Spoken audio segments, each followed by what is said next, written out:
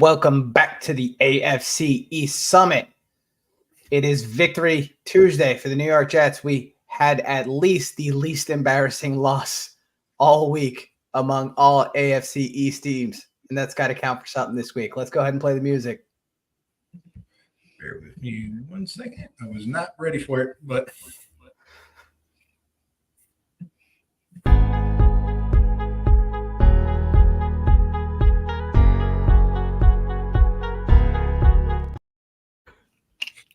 All right.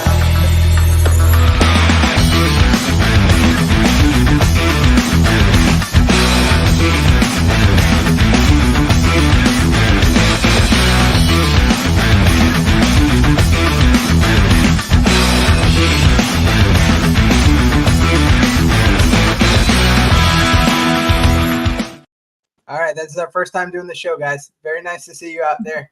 It's all good. Hey, look. It's an all losers week for us. We have something to celebrate, something that all the fan bases can get nostalgic about. Not winning. There we go. Let's go ahead and let's go ahead around the table, see what's going on. Hey Keith, how you doing, buddy?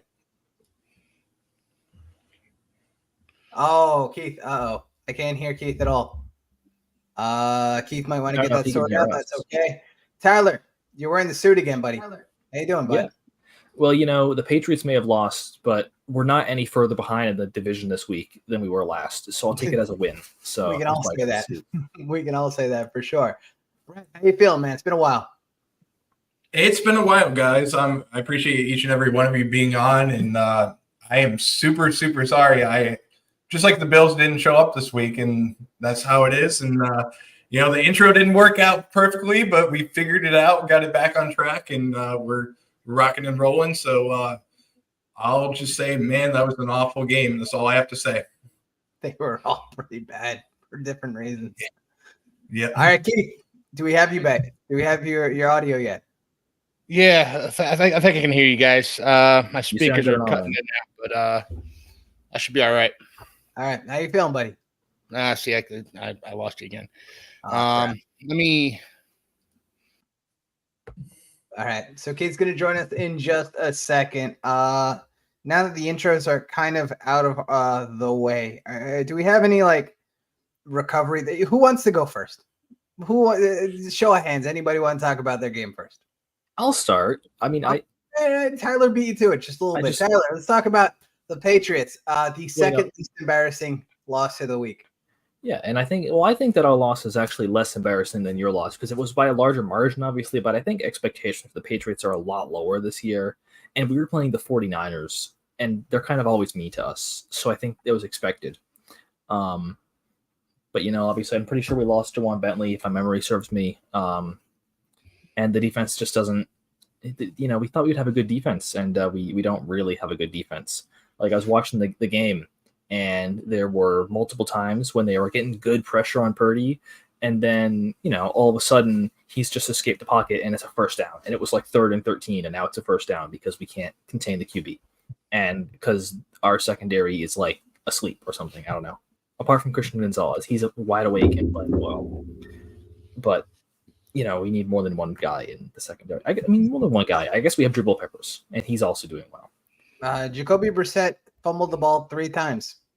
Yeah, well, I can't really blame him. We lost, and there was a lot of turnovers. Ramondre Stevenson also fumbled. But the good news is that Gerard Mayo is committing to keeping Brissett in as the starting quarterback, which is really good because I don't want Drake May to be on the field this season. The offensive line is too bad. And we've got our win. We're not going to go 0-17. So, I say to hell with it. Let's keep going. Let's keep getting those L's. We're not going anywhere because our offensive line, I don't know how to describe it really. It's like, you put up a fence in front of your house because you don't want people to break in. But then you go, that's just really mean to criminals. So you make it all doors that are all unlocked. And then everyone who wants to come in your house can come in anyways. That's kind of what our offensive line is right now. It sounds a lot like you're describing San Francisco. hey, we just played San Francisco. We actually we went over there to like practice a little bit, and we were like, whoa, this looks like a kind of good thing they're doing. We should do this. Yeah, turns out you want to keep the bad guys out. Brett, how's it doing? What an awful loss. Let's put it that way. I don't even know how to describe it. You almost 1 yard short of 200 yards given up to the King Henry. So I'm disappointed in that. I mean, the Bills' defense did not look good. The run game was one of the biggest areas that we needed to stop. We weren't able to do that. We gave up a 87-yard touchdown run on the first play from scrimmage. Not pretty from there. But listen, I got to say this, hats off to the Baltimore Ravens. They came out with a great game plan to be able to take away the strength of the Buffalo Bills. They showcased to the NFL that they can make sure that they're able to stop them. And just so everybody knows, we are experiencing a little bit of technical difficulty with Keith. We'll try and get him back on as soon as possible, but very disappointing in the Buffalo Bills, though, from what we've seen from them this week. And just wish we could have something positive to say, but this is probably going to be one of the most negative stories. It's kind of like talking to me. It's pretty negative. Not that you have to answer for last week's Bills rep, but like you guys are aware who Derrick Henry is this week, right? I mean, we'll see. I think that Buffalo Bills were actually just asleep the entire game, so maybe they still aren't. No. Now, Anthony, I will say you guys only scored 9 points. Didn't we lose by 1? Yeah. I don't know if that's better or worse. Bills lost by 25. Dolphins lost by, I think, 27. You guys lost by 17. As far as I'm concerned, it's a win this week, boys. We're so back. We're all the way back.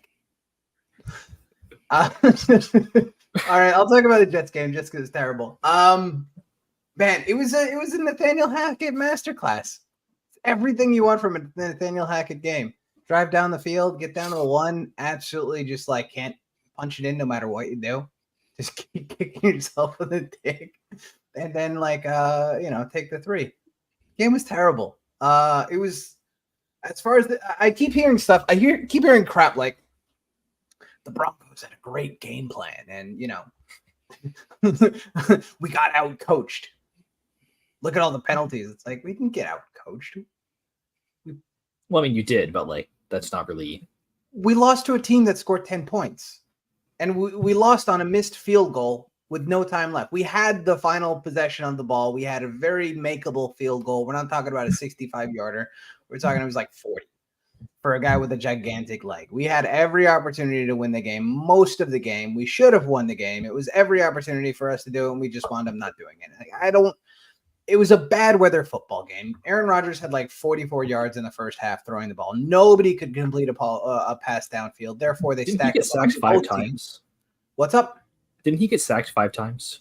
Yeah, but I think 3 of them were in the second half. Okay. And one of them was just completely unblocked. Yes, he was sacked. The offensive line wasn't particularly fantastic, but ultimately, like, this is not – I don't think – I've said this for weeks. This is not the final form of the New York Jets. It was just released. Davante Adams is asking for a trade. Davante Adams is likely going to ask for a trade specifically to New York Jets. There's the Washington Commanders are also possible. It's the other name that's come up, but I think the Jets know that this is Robert Saleh's last year, Joe Douglas's last year. They're going to get fired if they don't improve. So, like, I wouldn't be shocked to see them spend a second-round pick on Davante. This is not Final Four. And now the fact that the Bills lost means that we're not 2 games back in the division. We're only 1, and we play the Bills in 2 weeks. So, like, if, whatever happens next week against the Vikings, I don't think we're going to win it. But hopefully, if we're not multiple games back in the division, we're not going to be out of it. I think the Dolphins are probably done for the year. Even if they get Tua back for like the last 4 or something like that, it's likely that they're not going to be in playoff position. If they're not in playoff position, there's no reason to bring Tua back at all. So, we've still got 1 more game against New England, 2 against the Dolphins. The only games that matter for me going forward are the 2 games against the Bills. So that's how I feel. Yeah, I agree. Yeah, I don't think it's that far out of contention. Keith, can we talk to you? Yeah, I can hear you guys. All right, tell us a little bit about your game, please. What do you want to know? It was a disaster. No, Another one. Wow. We had a lot can of those this table week. the defensive talk for right now because the defense was fine in this game.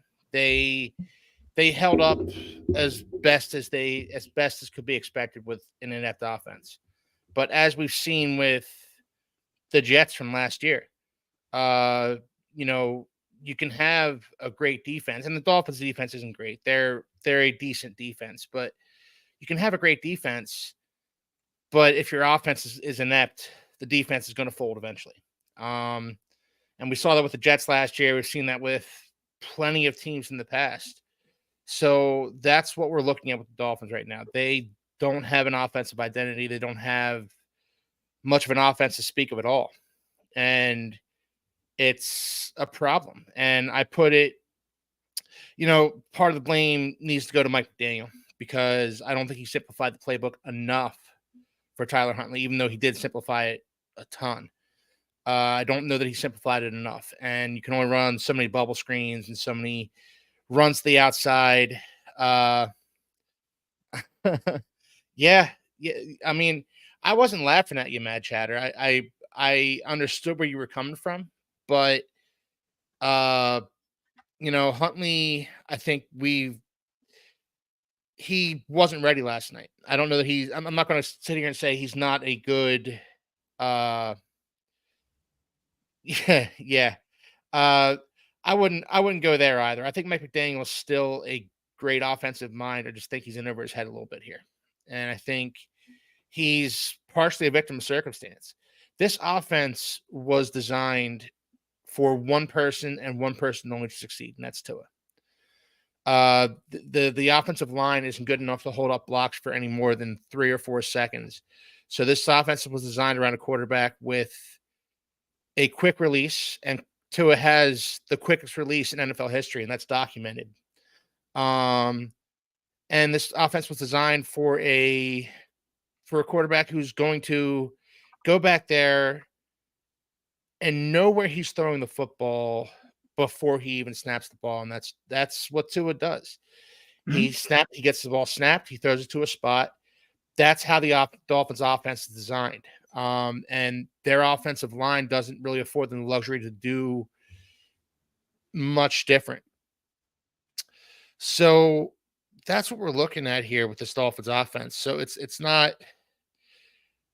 Yeah, I wouldn't go there either. Mike McDaniel's a cool guy. He relates to his players. His players love playing for him. I just think, and I don't think the story. For one thing, the Dolphins signed him to an extension, so he's not going anywhere. And I don't think that the story is fully written on him yet. I wouldn't write him off yet. I think one of the things that he's had the biggest issue with throughout his NFL coaching career is he's had a tough time evolving to and making adjustments. And he's having an especially difficult time right now making the necessary adjustments for the Dolphins. I'm inclined to blame Chris Greer for the disaster that's the Dolphins season right now. Just poor roster construction. And I said it in the preseason. This team is it's like when you skip the dessert you skip the dinner portion, you skip your meat and potatoes and go straight for the dessert. So they went and they got Tyreek Hill, and they got Jalen Waddle. They drafted Jalen Waddle instead of drafting Penei Sewell, who's a standout right tackle for the Detroit Lions right now. Was Penei available? Because I know Jamar Chase went right before him. Yeah, he was available because the Dolphins had the Dolphins had the number 3 pick. They traded back to 12. Oh, it was that. With the I want to say the Eagles. Wasn't? Or no, it was the 49ers. They traded back to 12 with the 49ers, and they traded up to 6 with the Eagles. Yeah. So they had the number 3 overall pick. They could have taken Penei Sewell. Okay. He was there for them. He would have been there for them. Instead, they opted for Jalen Waddle, and I love Jalen Waddle. Don't get me wrong, but again, we're skipping over the meat and potatoes, and we're going straight to dessert. You know, you build your roster from the inside out. That's kind of GM 101. You know, yes, Oreos. Love Oreos. They taste really good, but if you only eat Oreos all night, you will not feel very good. You will feel like you have to Thank go to you, the bathroom. Tyler. Love it. I know from experience. Teamwork makes the dream work, man.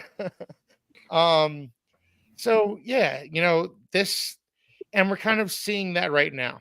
We're seeing the fact that the Dolphins just skipped over the non-sexy part of their roster and brought in the Tyreek Hills and the Jalen Ramseys and even, you know, Bradley Chubb to an extent, you know, drafting Jalen Waddle, drafting Devon Achane when there was offensive lineman available, trading next year's 3rd round pick to trade up into the 4th round to draft Jalen Wright, you know, and the offensive lineman that you do draft and Patrick Paul isn't a scheme fit. And he was going to be a reserve for this team all year anyway, because Teron Armstead and Kendall Lamb are above him on the depth chart. So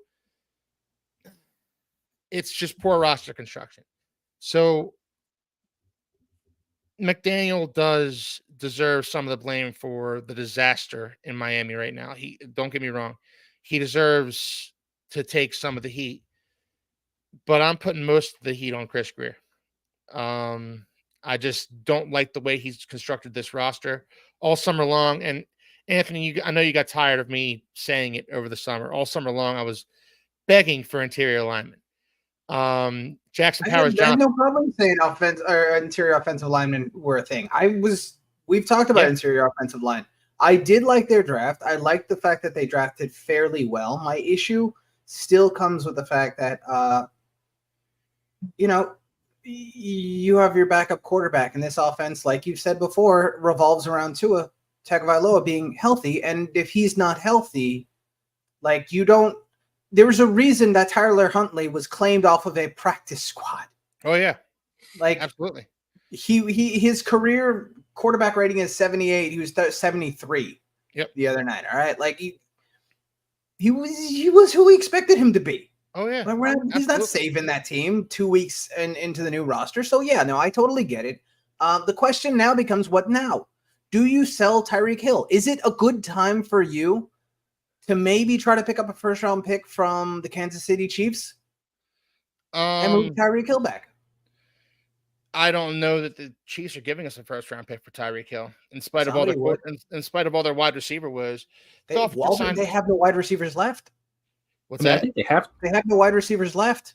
Yeah, they have, but you know, I still don't. You know, Rashee. They got good news on Rashee Rice today.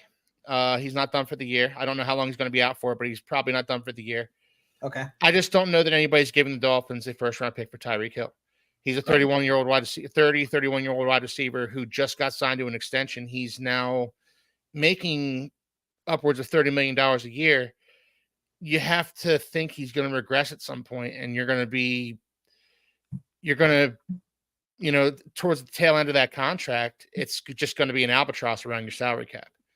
Well, I was actually Dolphins. There's one team that might, though. One team that is so poorly ran, they might actually give you a 1st round pick for Tyreek, and it's Cleveland. so call Cleveland, get him on the phone, and say, "Hey, we can maybe make Deshaun Watson look kind of average," and they might do it. But you know, they gave up assets for Jerry Jeudy already, and you know they gave up assets a couple seasons ago for Amari Cooper, who's still doing well. I just don't know that they're going to get a 1st round pick for Tyreek Hill. I don't know. They're kind of stuck in the roster they have. Cleveland might be sellers. That's the thing. There's talk about them moving Amari Cooper possibly to a contender that needs a receiver. Yeah. What we're looking at right now is just, you know, I begged for an interior offensive lineman over the summer, and to be clear, the Dolphins' interior, their offensive line, is a mess right now. Aaron Brewer is a fine center in the run game. In the pass game, he's a liability. He gets pushed into the quarterback's lap regularly.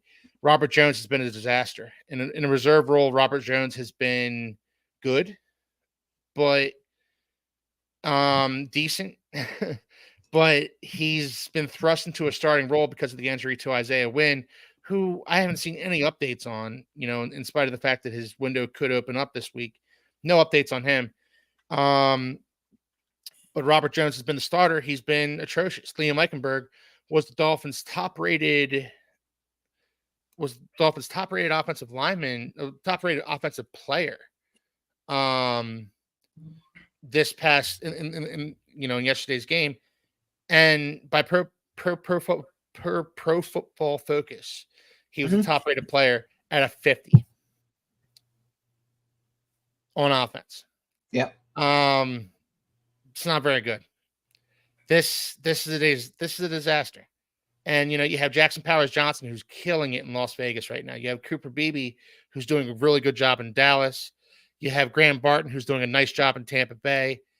These are teams, Dallas and Tampa Bay especially, they built their rosters the correct way. They built good offensive lines, and then they kind of worked their way out. Mm-hmm. And Dallas has struggled a little bit, but those two teams are teams that you look at and you say, good roster construction. Yep. I think back to the 2017 Eagles when they lost Carson Wentz for the season to an ACL tear, and they didn't skip a beat because their offensive line, Jason Peters, he signed with the Seahawks today, 42 years old. But their offensive line and the rest of their roster was so well constructed that Nick Foles, who, they've erected the statue in his honor here in Philadelphia, they should have erected the statue to Howie Roseman, because Howie Roseman was the architect of that team. For sure. I'm going to read you the two passing lines for the two teams. You tell me which team was which. One team was 12 of 21 for 102 yards. The other team was 14 of 22 for 78 yards. Which team was the Dolphins? I'd say they're the latter. Which one? The latter. The second one you said. Okay, the Dolphins were the second one. Yeah. That is correct, sir. You are absolutely correct. Tyler Huntley, 14 of 22. Technically 96 passing yards, but he took 2 sacks for 18 yards. That said, Mason Rudolph, 9 of 17 for 85 yards himself. While we're taking Dolphins fun facts, it's not a very fun fact for the Dolphins, but it is kind of a fun fact on my end. The Dolphins, I saw online, are the first team since the Cleveland Browns of 2017 that went 0-16 to not hold a lead during regulation at all during the first 4 games of the season. Yeah, that's certainly a fact, Tyler. I don't know where you pulled that out, Tyler. Congratulations. All right, guys. I think we've had enough of jumping on the grave of the Miami Dolphins 2024 season. See, this is the upside of being the Patriots, is that we dug our grave before the season even started. So now you don't have to jump on it. This is plain. That actually makes it more painful for us, Tyler. And I see what you're saying there.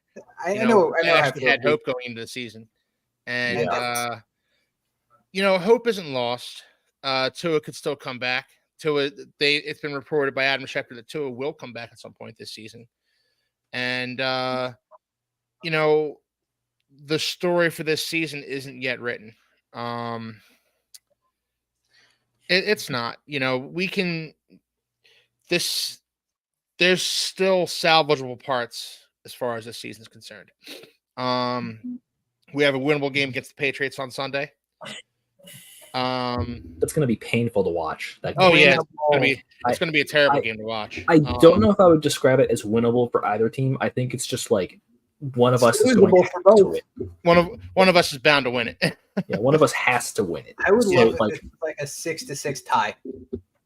I'm thinking like maybe it could be, it won't be snowing, unfortunately, but we could have like a throwback to the 3-0 days back in the 70s. Was that when the snowplow game? That was in the 80s. That was 1984. When the Dolphins, the Patriots ended up going to the Super Bowl against the Bears. And ironically, the only team that the Bears lost to that entire season was the Dolphins. And they stomped the Patriots in the Super Bowl. Oh, yeah. If the Dolphins go to the Super Bowl that year, who knows what happens? Dan Marino, But was that thanks for Dan bringing that Marino's one up, Tyler. 5,000 passing yard year? What's that? Was that Dan Marino's 5,000 passing yard year? Yes, it was. That was that. Yeah, that was 5,000 passing yards in the 1980s. Yep. Absolutely the goated quarterback. I don't understand why anybody says anybody else is Dan Marino, especially. Well, you know, I actually tend to like Tom Brady a bit more. I know, but Tom Brady always had elite defenses, and that's fantastic. I love Tom Brady's career. It's amazing. What Dan Marino did for his era, yeah, adjusted for passing game inflation, insane. He was revolutionary in what he did back in the 80s. You know, nobody saw what the Dolphins offense was in the 80s, but nobody knew it was possible to do what the Dolphins were doing. Yeah, nobody had thrown in for that kind of volume. Yeah. It was something like 12 yards per attempt too. It's absolutely disgusting. Yeah, it was. All right, cool. So now that we've gotten our misery out of the way, let's go ahead and take a look forward. You guys kind of hinted at it really quickly. Keith, Tyler, which one of you wants to go first and talk about who's going to lose that game? Go ahead, Tyler. Sure, I'll go first. You know, before, like, you know, a couple of weeks ago, if I talked about this game, I probably would have said that it was going to be really low scoring, which it still probably will be. But I would really hang my hat on the Patriots defense, because despite our offense being atrociously bad, our defense was pretty good the first little bit of the season. But now it's not. Now it's pretty bad. So I think the way this game is going to go is that, like, we are going to try to score points and score maybe a few, but not that many. And the Dolphins are going to try to score points and score a few, but not that many. But the Dolphins are going to get a few more just by scheming up some runs, some nice plays on offense is what I tend to expect from the Dolphins. And so I expect the Dolphins to win the game. But it's not out of the question that if the Patriots defense shows up, that we could actually win this game, which I don't really want to happen. You know, I could say the same thing that you just said, Tyler, except in the opposite direction. I actually think the Patriots are going to win this game. I think the offensive line, the quarterback positions for the Dolphins right now are just in shambles. And I don't know that they know how to score points with their current roster, with their current lineup. And I think the Patriots defense, while they haven't demonstrated that in recent weeks, is better than what they've shown themselves to be. You know, they played the 49ers, they played the Jets against Aaron Rodgers, you know. They haven't had an easy run in the in the past couple of weeks, but this is kind of a get right game for their defense. This is kind of a get right game for their offense. If there's one way to beat the Dolphins, it's on the ground, and the Patriots have Ramondre Stevenson to gash the Dolphins on the ground. This is not going to be a pretty game. You know, Roy Collins said 6-3 Miami in overtime. You know, he might not be far off, but I would say this is going to be, you know, first team to 15 points might win this one. You know, something like 15, that's a lot of points you're predicting for one of these teams to score. No, it's legitimately possible. It's first team to the double digits. Yeah. Yeah. First one to 3 field goals wins. So, you know, not a fun game, and I'm going to watch it regardless because I'm a Dolphins fan, and, you know, being a Dolphins fan, that means I'm, you know, must be a glutton for punishment. So I'm going to watch this game when I have Red Zone on my other TV. And try not to gouge my eyes out throughout the game. All right, fair enough. Yeah. All right, Brett, I swear to God, computer with my phone like this. Brett, it's been like 20 minutes since you got to talk. I apologize for that. It's just been a natural flow, especially because we got Keith and he had a lot of stuff to talk about. You've got probably maybe the most important matchup in the division this week, I think. Your matchup at Houston. Tell us a little bit about it.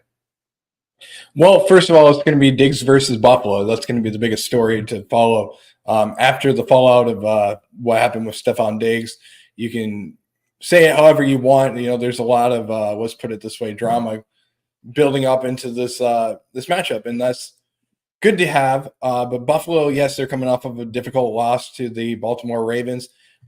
They played a short week last week. Now the Bills are going to have a couple of their key defensive players probably back. We don't know for certain, but Taron Johnson and Terrell Bernard both coming back. That would be a big boost for the Buffalo Bills defense. And the Houston Texans are one of the, in my opinion, one of the better offenses in the NFL besides the Baltimore Ravens, the 49ers, and a few others that you can sprinkle in there as well. Houston's going to give Buffalo a run for their money throughout the whole entire game. I wouldn't necessarily say that the Bills are going to lose this game, but this is one of those games where the Bills defense is going to be tested again. And it comes down to a few playmakers that the Houston Texans have with number one covering Stephon Diggs, and then Nico Collins, as well as the running back in Joe Mixon that's going to be into the mix as well. And I think that the Houston Texans are going to come up with a very good formula of running the ball, utilizing play actions after that with C.J. Stroud, and then trying to take over the game by bringing in Dalton Schultz as well in the middle of the field, and that's going to make it even more difficult for the Bills, especially when you have the Houston Texans offense on the field. Understood. You mentioned some key defensive players you're getting back, but you're gonna be missing Von Miller. Do you have any update on that situation? Because I think a little bit before the show, maybe a couple hours before the show, it came out that he's going to be suspended for 4 games. Yes, he's suspended for 4 games. That's a violation of the NFL's personal conduct policy. It stems back to the November 2023 when he was arrested for domestic violence. Now, let me throw it a little bit crazy out there and just state the facts, because I don't want to get involved in the anything other than the facts. Von Miller was never charged with anything. Okay? He was never formally charged. Charges in the case has been dismissed. But the NFL stepped in, felt like there's enough evidence to showcase that he did violate the NFL's personal conduct policy. The NFL has the right to do that. They can garnish wages on there, but I don't necessarily know if that's the right decision. That's to be determined based off of whatever everybody's point of view. You can take it how you want. But unfortunately for the Bills, Von Miller will be out until week 8. Then he can apply for reinstatement, not necessarily being guaranteed that he will be welcomed back into the NFL. But in week 8, he could apply for reinstatement and can, if he does get reinstated, will be eligible to play against the Seattle Seahawks. That'll be another away game for the Buffalo Bills, but that'll be October 28th. Well, as we Patriots fans know, that the NFL is capable of suspending players, even if they did not do anything wrong, and there's no evidence that they did, even if a court of law rules that there's no evidence that they did. Now, Tyler, you're my cap guy. As far as I know, as the if a player is suspended for the personal conduct, is suspended for any reason at all, they forfeit future guarantees. That makes him quite cuttable, right? I think so. I'm not sure what it kind of depends on contract language, because Deshaun Watson specifically has contract language against that. Deshaun's contract specifically says anything that hasn't already come out. Yeah, and it was as of the time of the trade. So yeah, I don't know. So they still, it's still.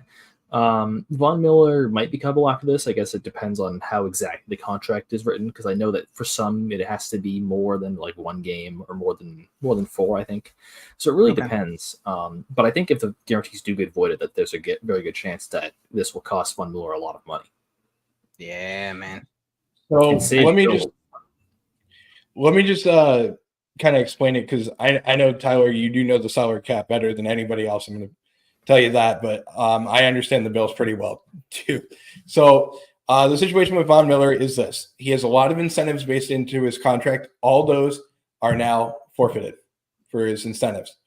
On top of that, his guaranteed money for his contract has been voided. So the Bills can cut him and save a ton of money. He is now in a very difficult situation where the Bills, if they go 4-0 without him, and the Bills defense can prove that they can get a pass rush without him, they could cut him. And that's the scary part of the NFL. And this is, what it happens in the league. You can lose your contract and get over it. But this is a 35-year-old player that, yes, he is the NFL's active leader in sacks, but he's at the tail end of his career. So it could be the end of the road for Von Miller in Buffalo. I mean, you've got to be excited about that possibility because you guys sank an actual metric ton of money into that dude. Yeah, that was quite a contract.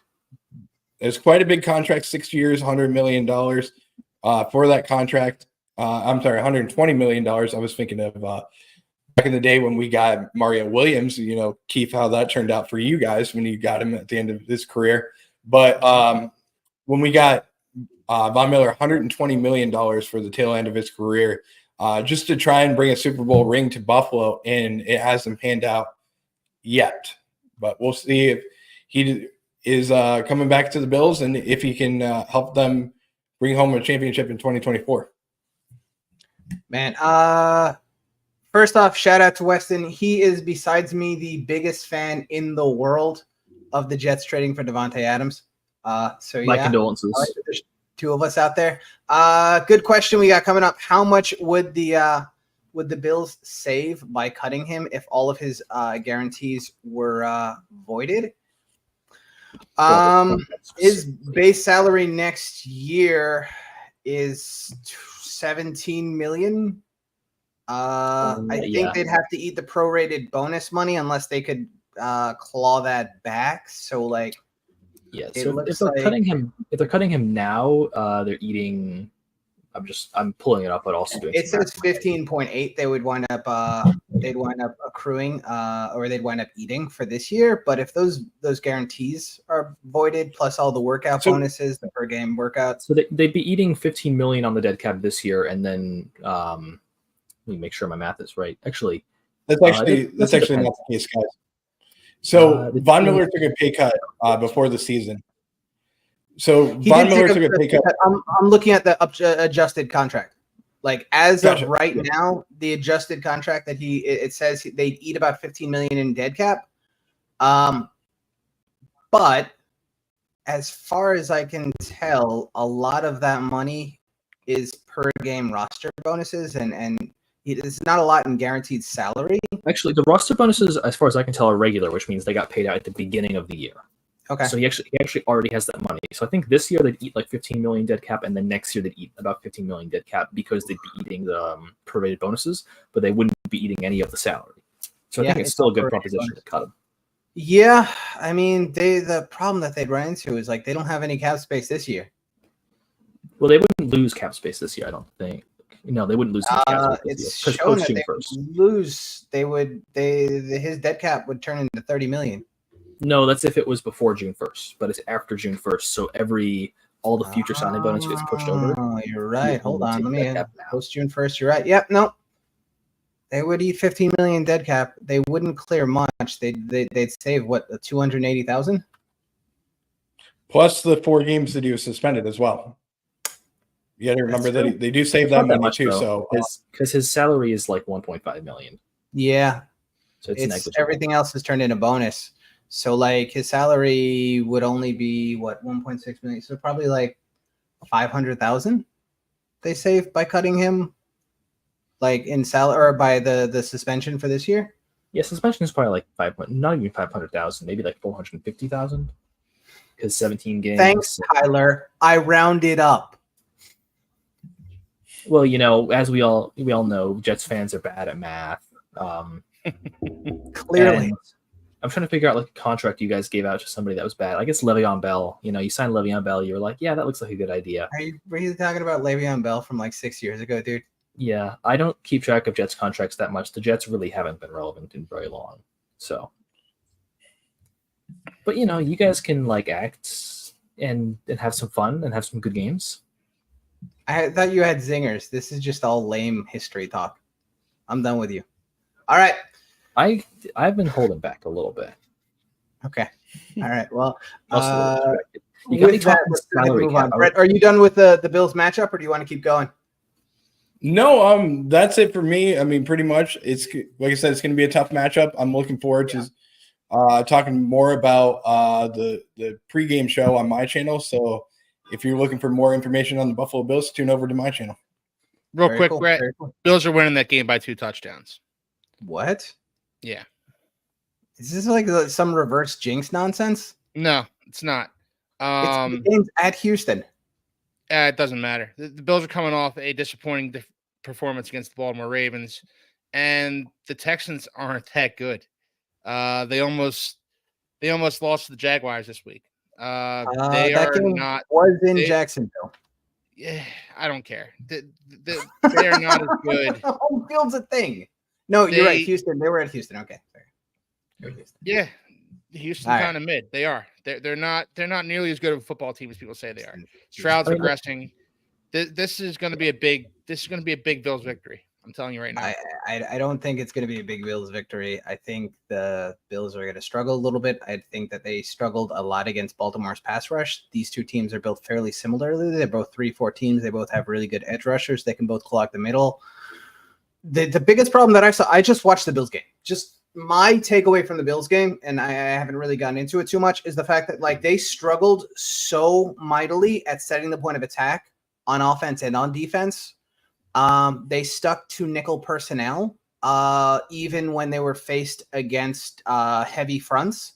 And they put the defense in very difficult situations to like have to defend. They were defending with 3 high shells. It's just bad. It was a bad game plan for what Baltimore is going to do. That said, I don't. On offense, like they had the same game plan on offense that they had the last 3 weeks, and it's the same offense that I was expecting it to be. It's dump offs. It's a lot of, if a screen doesn't go for 8 yards, they're effed. If they get a holding penalty and they get moved back, they're not capable of picking up 20 yards on a single play. And that's a crime when you have Josh Allen at quarterback. I don't disagree with that at all. I mean, you and I have differing views on how good the Bills are, though. Like, you know, I know we have differing views. I'm talking about the totality of how that offense is constructed. Is like we are just going to pick up small chunks. We are going to matriculate down the field, and if they get behind the sticks, they struggle. They struggle at picking up big plays. Like you take away Khalil Shakir's busted coverage 54-yarder, he had 3 catches for like 9 yards. Mm-hmm. Yeah. Like that's what this offense is. If they are not getting busted coverages, it's Josh Allen has to pick up this first down. If they get a holding penalty and it becomes 1st and 20 or 2nd and 20, they're in deep trouble.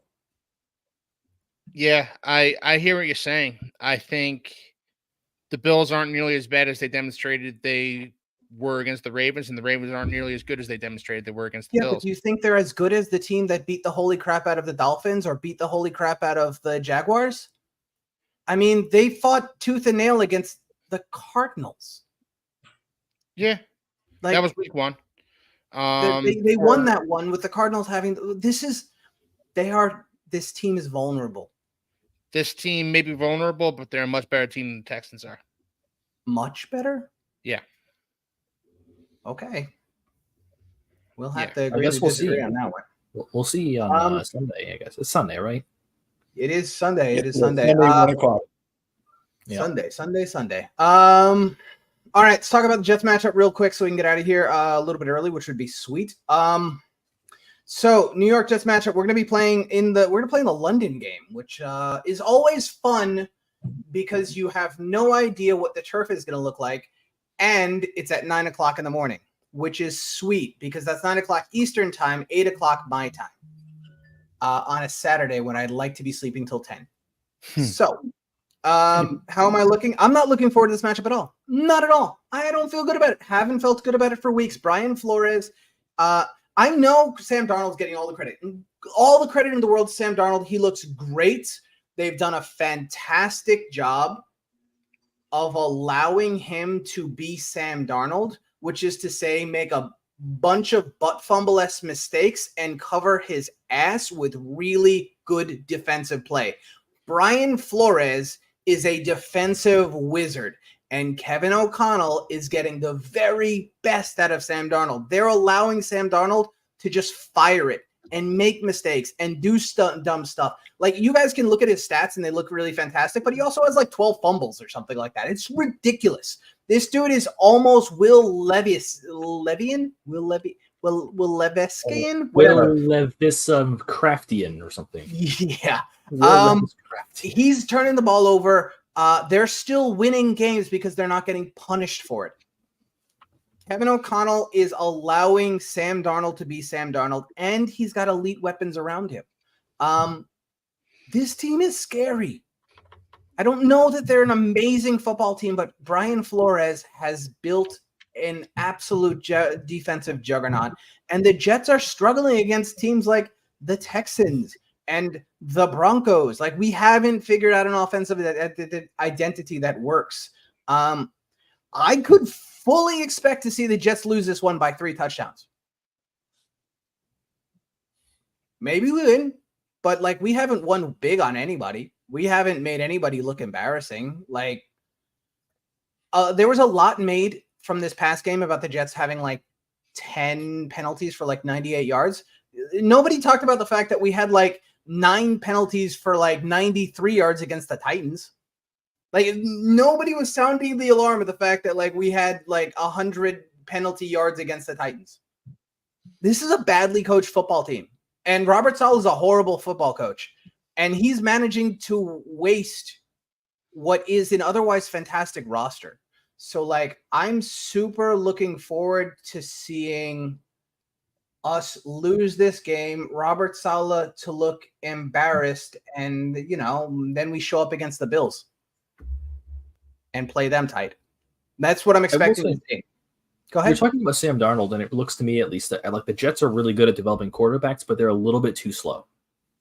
Oh, no, it's not that we're good at developing quarterbacks. We're good at taking I can say that we've spotted pretty decent quarterbacks over the last couple of years or so. Like, you take Christian Hackenberg out of it, Geno Smith has turned out to be an NFL quarterback. Sam Darnold has turned out to be an NFL quarterback. Maybe not an amazing quarterback, maybe not top 5, top 10 quarterback. The dude's in the league. I fully expect that before the season's over, Bo Nix is going to be out of a job. Zach Wilson's going to take over, and he's going to look like an NFL quarterback. I completely expect these things to happen. I don't know that he's going to be a top 5 quarterback. He's going to probably be mistake prone, but he's going to be in the league. I don't think we're bad at evaluating quarterbacks. I think we're terrible at allowing rookie quarterbacks to play, get absolutely destroyed, get killed by the New York media, and then get run out of town before they ever turn into anything. That's my 2 cents on it. Jets are winning on Sunday too, Anthony.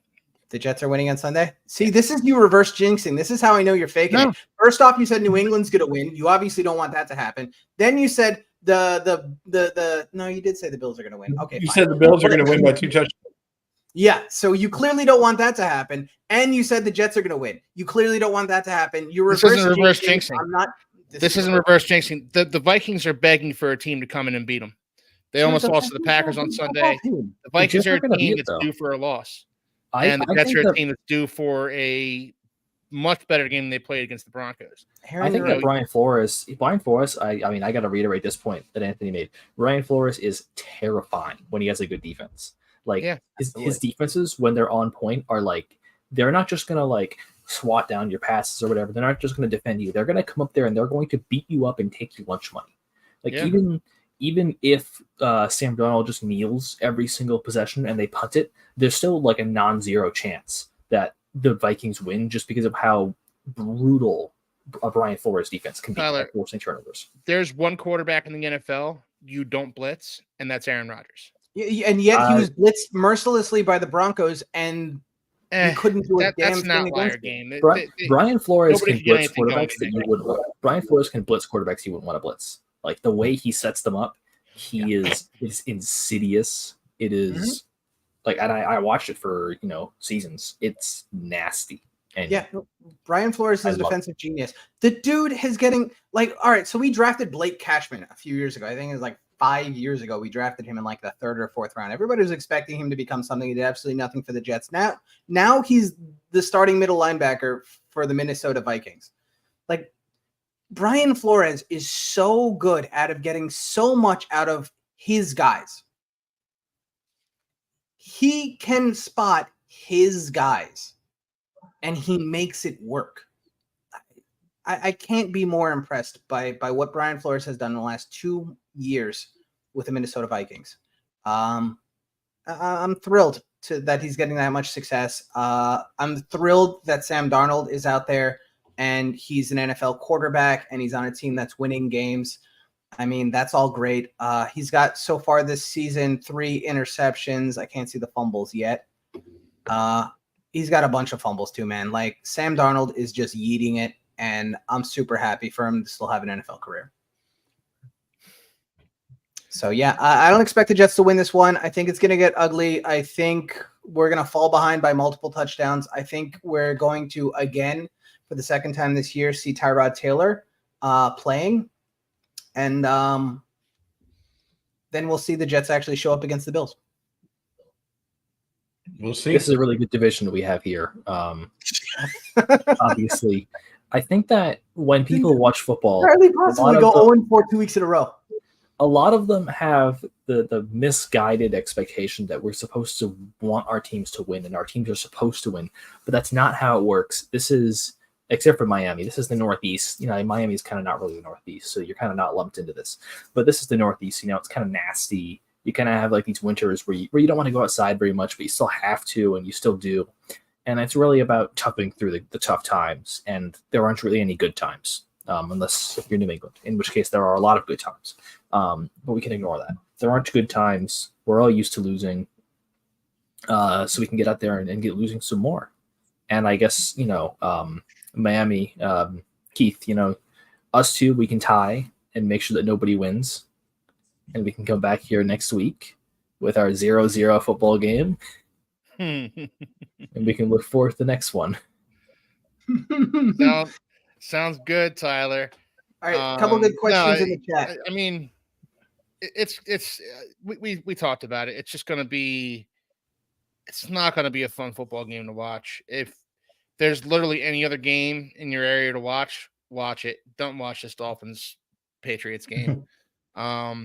And it's like last night, you know, Anthony and I were talking about the game, and Anthony said something. It's like, you didn't watch the Dolphins Titans game last night. You watched the Lions Seahawks, because that's a much better game to watch.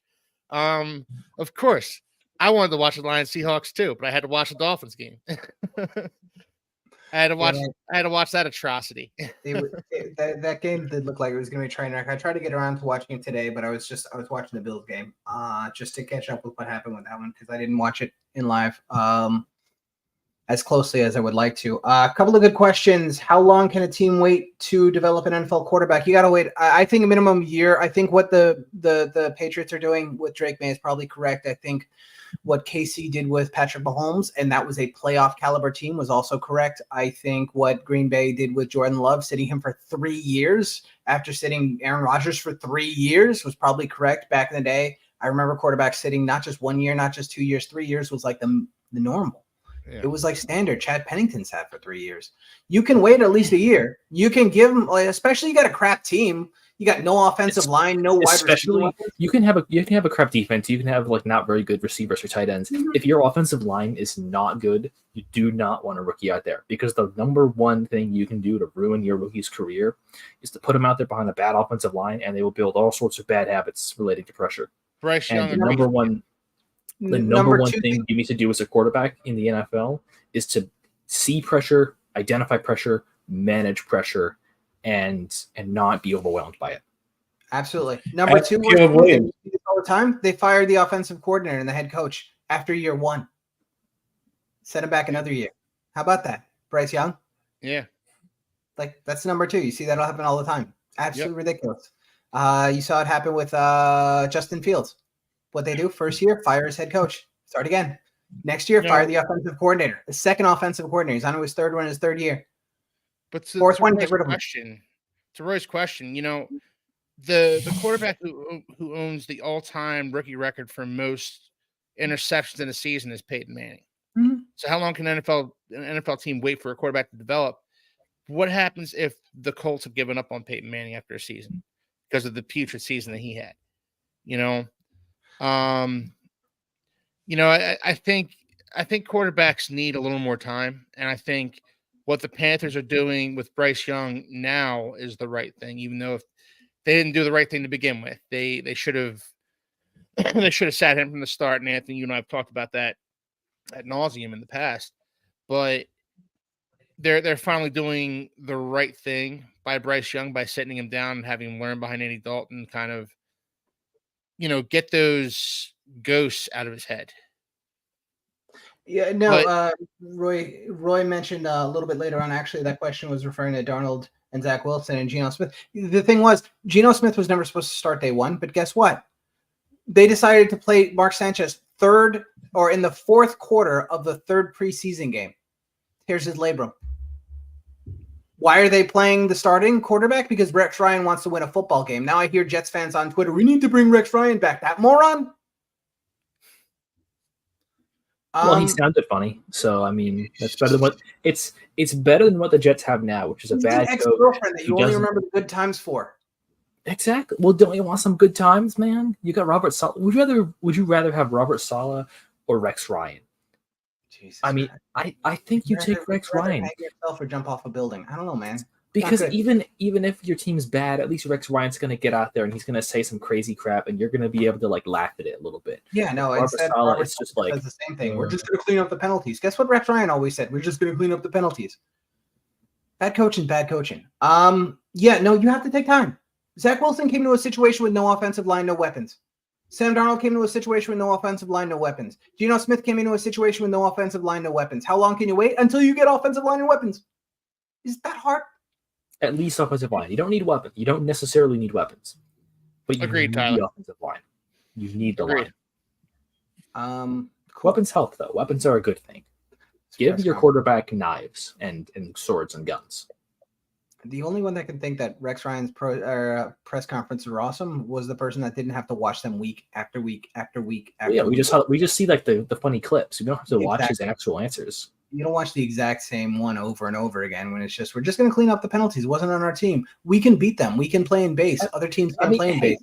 Listen, you can complain about this to like Heath, but in New England, every time we lost a game, Bill Belichick would be like, "Yeah, we're just gonna be better next week." What went wrong this week, Coach?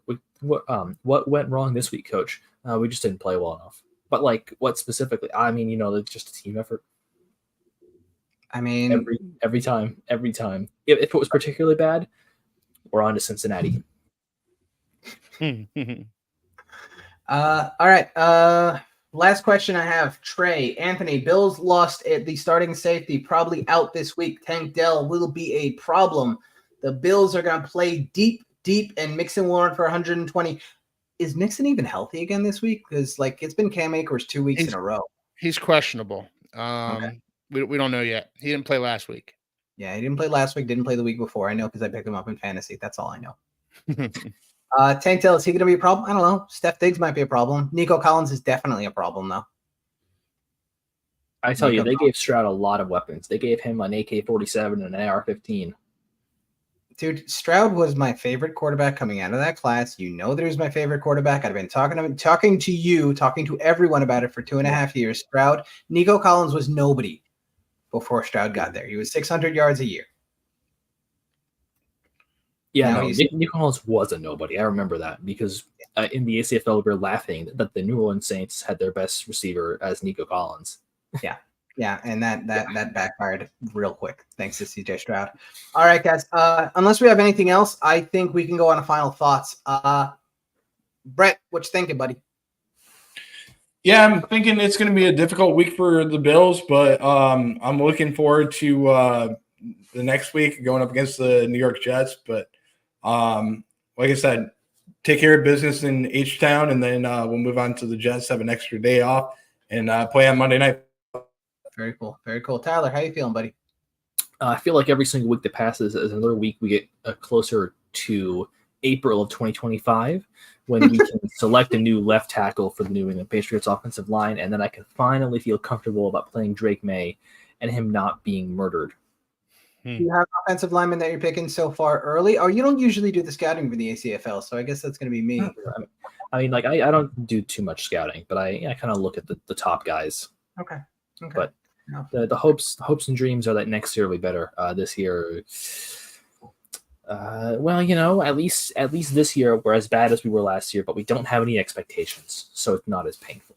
Yeah, you have a plan. You have a plan. That plan is Drake May. We have concept of plan. Yes. Yeah. All right, Keith. How you doing, buddy? How you feeling this week? Style points don't matter. They need a win going into the bye week. Okay. You're really trying to salvage the season. Yes, I am. Okay. Because I think the season's still salvageable if Tua comes back. So style points don't matter. Get a win going into the bye, and reevaluate things during the bye week. Understood. That's all they can do at this point. So win an ugly 9-6 game against the Patriots and get into your bye week, get healthy, get your minds right, because it's not going to get any easier from here. That's true. That's a fact. I don't know. Maybe Aaron Rodgers misses the plane, and it's just Tyrod Taylor getting beat up against the Vikings, and maybe he's healthy against the Bills. That's all I care about right now. Just get through this week. I hate these London games, dude. The turf is sometimes absolute garbage. Bills lost 12 players last year in their London game. I don't need any of that. That's all I have. Good enough for division title, yeah. Maybe 9-8 at this rate, 10-7 is. Oof, it's gonna be an ugly year. It's gonna be an ugly year all around. All right, with that, I'll start it off. Jet up. Fins up. Go Bills. Go Pats to a higher draft pick. On and out. All right, folks. Have a good night. Have a good one.